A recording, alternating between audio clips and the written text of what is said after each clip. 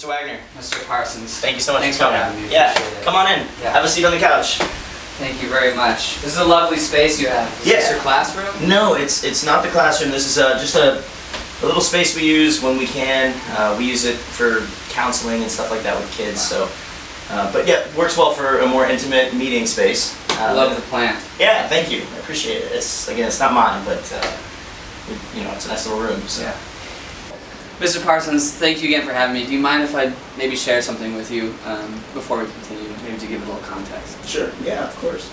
I brought this picture of Pablo. He's adopted. I don't know if you know that. I did not know that. Me and my wife Bev were on a diving trip in Oaxaca, Mexico, and we visited an orphanage. And there he was. There was Pablo, 4 years old, just looking at us with big brown eyes and a big sombrero on his head. And we just knew right then and there we had to give him a chance for a better life. So we brought him back. It's been a couple years now, and we love him, but obviously he's having trouble. He doesn't speak even good English, so I just wanted to give you this. So you can For me? Yeah. Oh yeah. Just Wow. Just to say thanks. That's no one's ever done that before. All right. Well, thank you so much for this. That's really great. I'll just set it over here. That's an interesting photo. Like I said, I've never had no parents ever given me a photo of their kids, so that's a first. Take that one off your list, you know? Yeah, I will. I'll take it off the list. Let's talk about some of his strengths. So, first of all, I'd like to start by saying that Pablo is doing really well socially. He's really? Yeah, he has That's good. lots of friends. He's been in school at this school here. I mean, I've had him this whole year, so it's been roughly 6 months, a little less, 5 months or something. But he's doing really well. He's got a lot of friends. He seems to be acclimated to the schedule. Good. But he doesn't have any problems there, so that's good. That's good. He also is doing really well in all of his extracurricular activities, and the report that I'm getting from his teachers that do not the core subjects, but PE. PE, and I sports. think he's in wood shop. He loves to work with his hands. He's doing really well in all those classes as well. So all of his extracurricular activities and all that, he's excelling. He's struggling a bit more in his academics, specifically in English and social studies. Yes. And science, but it does carry over, and I think so. As we've mentioned, and you've brought it up in the emails, and you brought it up again today. So obviously Pablo's from Mexico. So how long has Pablo been speaking English? Is not his first language, I'm guessing. No, it's not. He didn't speak lick English when we first met him. Obviously, it was a long process to even get him out of the country, living here with us. Probably three years. So, Mr. Wagner, as far as Pablo's concerned, with his needs, there's a few things that we really need to address. So specifically, I mentioned ELA, social studies. For any student that's in school at this age, especially middle school,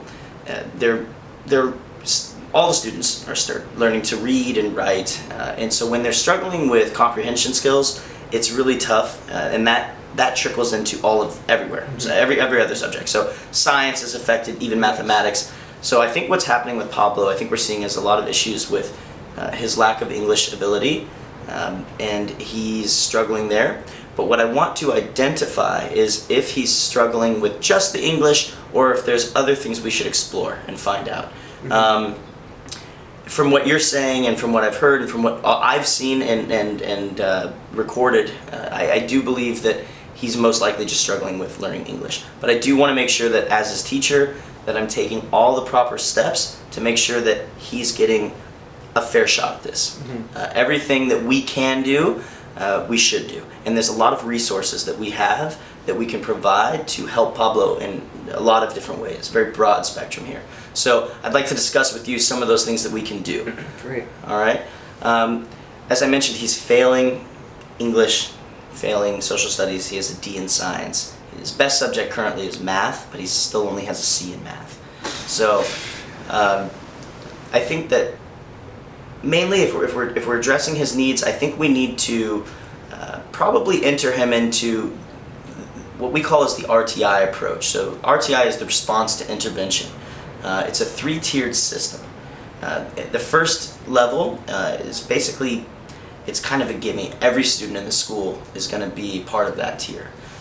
It starts with a baseline where we assign all the students a test. At our school we use the iReady assessment. So we do that 3 times a year: beginning of the year, middle of the year, and end of the year. Pablo, we have his scores from the first test and from the second test at this point. He actually digressed when he took the second test. So that's the reason we're having the meeting, is because when we see, where he comes in as a baseline, and then we're seeing that he's not performing, he's not excelling. He seems to be kind of stagnant there. So that is raising some alarms. So that's mainly where we're going to address. At this point, so again, all the students take that test. So that test, it kind of provides a general understanding of where all the students are across the board academically. In English, and we also do it for math as well. And for him, he's doing really well. Like I said, in the math, I mean, for his age and where he's at, I think he did not digress in his math scores. So there is improvement there. More alarming, though, like I said, is with the English. So I think it's a comprehension, phonics, phonological awareness, these things. He's doing pretty well. He seems to understand frequently occurring words, and he can use them in daily conversation. But comprehension abilities of literature and of informational text, he's really struggling. Well, Mr. Parsons, is there anything that maybe, we could do on our time at home that would assist and maybe be of help? Of course, yeah, there's lots of things you can do. And I like to say we can do, because it's a team, right? We're all kind of in this together to help Pablo to succeed in school. So I'm at school, and then outside of school is equally as important as inside of school. So the things you can do at home. Well, first of all, let's start with, can you tell me some things? What is Pablo interested in doing? What is his daily routine like at the end of school, when he does go home? What does that look like currently? Oh, well, depending on who picks him up from school, one of us is usually out of the house working, me and my wife, Bev. I'll pick him up from school, we'll go straight home and, talk about his day. We do both Spanish and English, because I'm trying to, get on his language as much as he's learning English, so we can communicate better as a family. After that, usually have some downtime. I'm usually pretty cooked after work, so I'm hanging out, and then dinner's around 5, 6 o'clock, and after that, I'm there helping with his assignments and his homework, and after that, we like to put on one of his favorite Mexican soap operas, the novellas. He loves to go to bed while watching that, so. Yeah, so Mr. Wagner, one thing I would start by saying that you can do at home, maybe perhaps consider the homework. You mentioned that you do it after dinner. I would recommend doing the homework directly after he gets home from school.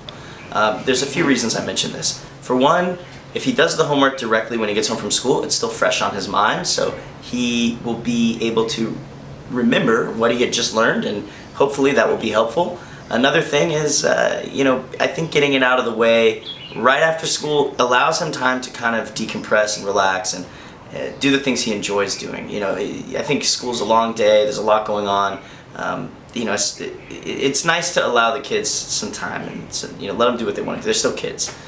But what does Pablo like to do for his free time? What is he interested in other than, obviously it's not just school. So yeah. What does he like? Is it TV and video games? Does he like any sports? Pablo's just like any other kid, this boy loves running around outside. He loves sports, soccer. Loves soccer, TV, like I just mentioned before, he loves his soap operas. Sometimes we're like, no more, no mas, and then it's done. So we try to cut that down, but sports, he has a couple friends he likes to hang out with. Mainly I'd say soccer, it's a big one for him. That's actually really great. One thing you can do, and I tell this to a lot of parents, is introduce any informational text. This is a really great opportunity to do that. So if you can find a magazine about soccer, rule book, anything really that discusses in kind of an informational format specifically about soccer, if that's something he's very interested in, hopefully that will be enough to get him engaged in actually wanting to learn about it. And then once you're doing that, sit there, have him circle the words he doesn't understand. Have him go through and let you know what he doesn't quite understand. And that's a really fantastic way to build those comprehension skills in the informational text. As far as other supports and services that we can provide, I'll give you a report that talks about his current Lexile measure. You can use that report to identify exactly what books you want to pick out at the library that would be perfect for him and his reading ability. Also, at school we provide a lot of additional services, but we want to be careful about this because if we have him doing, he already currently is working with some of the ELL specialists, but what we don't want to do is we don't want to pull him out of class. So if the more we pull him out of class to go and do that, the less he's learning the standards. It's important, and that's what makes things difficult with students who are ELL, is that we want them to continue to be held to the same level, the same standards as all the other students in their grade level. However, it's difficult to do if they don't understand the language, so there's only so much time in a school day, and that's where we run into these problems. So what I'm going to recommend is that we introduce the RTI system, which we've already kind of briefly discussed with Tier 1 and the general baseline, but I think it's probably time we introduce Pablo to Tier 2. And what we would do is we would take him out of one of his elective classes at least 1 to 3 days a week. Perhaps we could do every day of the week with that particular elective class. In this case, he's going to spend that time, instead of working on PE, he's going to spend that time in a setting that's going to be focused on specifically English, and not English as in learning how to speak English, but English like ELA and social studies, the same English that everyone else is learning. So reading the text, the informational literature text. So he'll spend his time there. Hopefully, if he does this for the next couple of months, we've seen a lot of improvement from students in that setting, and the teacher that teaches that class is well trained, and she's really great at delivering the proper interventions on a very one-to-one direct basis. It's really fantastic, and so I think that would be the best step for Pablo. And if he does well in Tier 2, then we can kind of go from there. I don't want to jump to any conclusions as to whether or not he will do well or if he won't. But if he doesn't, what we could do is then introduce what we call Tier 3, and Tier 3 would be considering potential placement into special education. And I don't want to alarm you, I don't think that there's anything really drastically important to discuss with special education at this point. But when we do, if we get to that bridge and we need to cross it, we can discuss the different important intricacies of a special education. It's called an IEP. So an individualized education program would allow us the opportunity to modify his schoolwork, and that would kind of give him an opportunity to have modifications to his tests, standardized tests, everything else. So I think for the most part, where we're at, we'll enter Tier 2 and get him doing the, those RTI class once, at least, like I said, 2-3 days a week, maybe more. We'll see what kind of progress we get, and if it goes well, we'll stay in touch. It's a team effort, so we'll all work together to just kind of monitor his progress. And then if you're doing what you can do at home, we'll do what we can do here at school. And we're going to continue with everything that we've been doing. I'm going to be honest with you, Mrs. Parsons, and I do this with all respect. This is a lot of information that I'm taking in right now, and it is a bit concerning. And you're talking about Tier 1, Tier 2, Tier 3. It sounds pretty serious, and I trust you as a teacher, and I totally respect you and your position, and you're trying to help my boy out. Is there anything I could reference, just to kind of fully grasp what's going on? And you're talking about special education. My boy's bright, Mr. Parsons. Mr. Wagner, I totally understand, and I have a daughter as well, and I do. And as a teacher, I do have, I guess, a bit of a different lens to look at it through, and I've obviously spent some time, understanding and researching these different strategies. It's a lot. It's a lot for anybody. It's a lot for me still, currently, as a teacher. I work full time. Yeah. But it's a lot of, the language is tough, there's a lot of acronyms. Don't let any of that scare you, okay?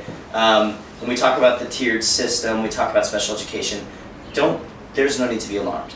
I think at the end of the day, what's really important is to take a step back and to recognize that everyone in this we're all on the same team, and we all want the same outcome for your son, which is to excel academically and get the most out of what he can in his educational career. And it's really important that we consider very much this English language learning development.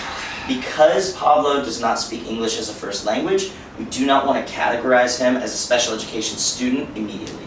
We want to do everything we can to rule that out and to identify that he's just mainly specifically having issues learning the language. Right now, we've already, he's done the test, he's done the baseline. He's in Tier 1 already with all the rest of the students. That's true. He's receiving special supports as much as we can provide on a daily basis.